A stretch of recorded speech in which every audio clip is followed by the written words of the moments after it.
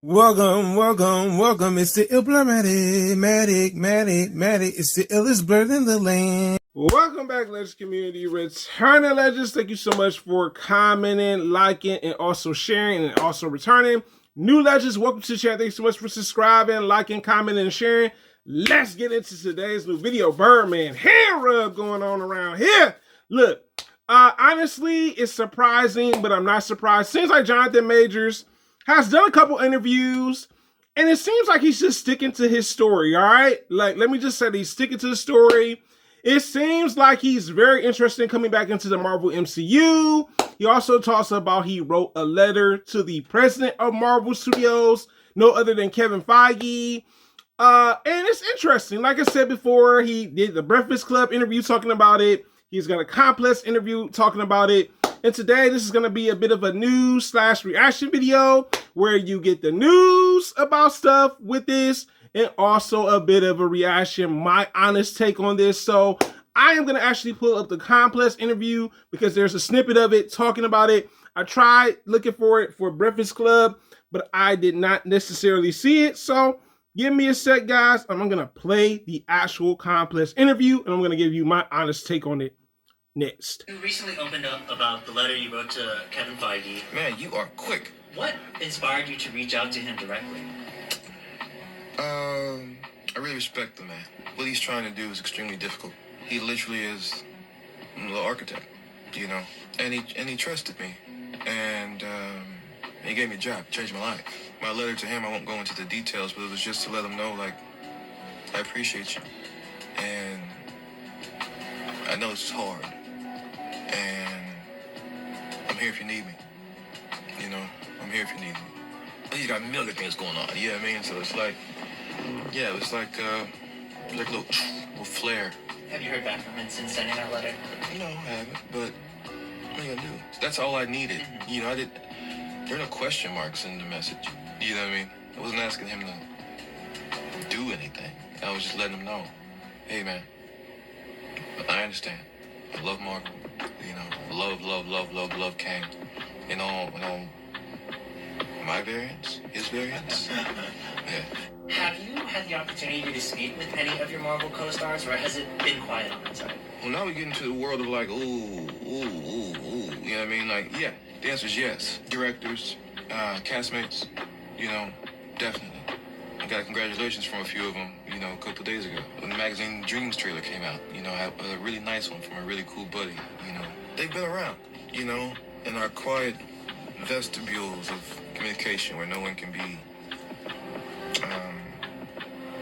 targeted or shamed for communication with me. And I respect that, you know. So, seems like Jonathan Majors is actually really, like, with this letter, I don't know if Kevin Feige actually got a chance to read the letter or anything like that, but it seems like Jonathan Majors is giving Kevin Feige his flowers, talking about this is a difficult job. Also, he's doing a million different things. Also, he praises him for getting an opportunity to play Kang for the MCU at the time. And I honestly think it was a genuine thing, you know what I'm saying? He's kind of giving Kevin Feige his flowers, whether you like it or not. But also you can see the disappointment, the hurt. Like, he felt like he left Kevin Feige down when it came down to actually being this big net star villain for the MCU. And when this controversy with his ex-girlfriend Jabari came up, they let him go. All right? Marvel Studios was not playing. They let that man go ASAP. I was like, dang. I was like, y'all not going to wait until the trial ends? You know what I'm saying? I think that would have been a better thing for them to do when it came down to it. Also, he said he didn't have any questions in the letter or anything like that. And of course, he also mentions that he loves Marvel, all right?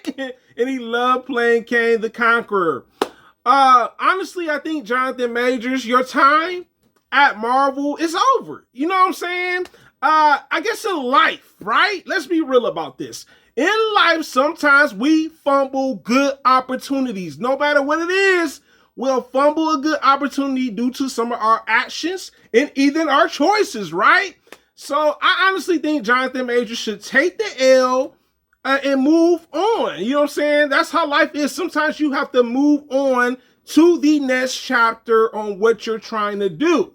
Honestly, I don't see Kevin Feige replying back to him. You know what I'm saying? Kevin Feige is probably like, look, I got things going on at Marvel, you know what I'm saying, Lucasfilms.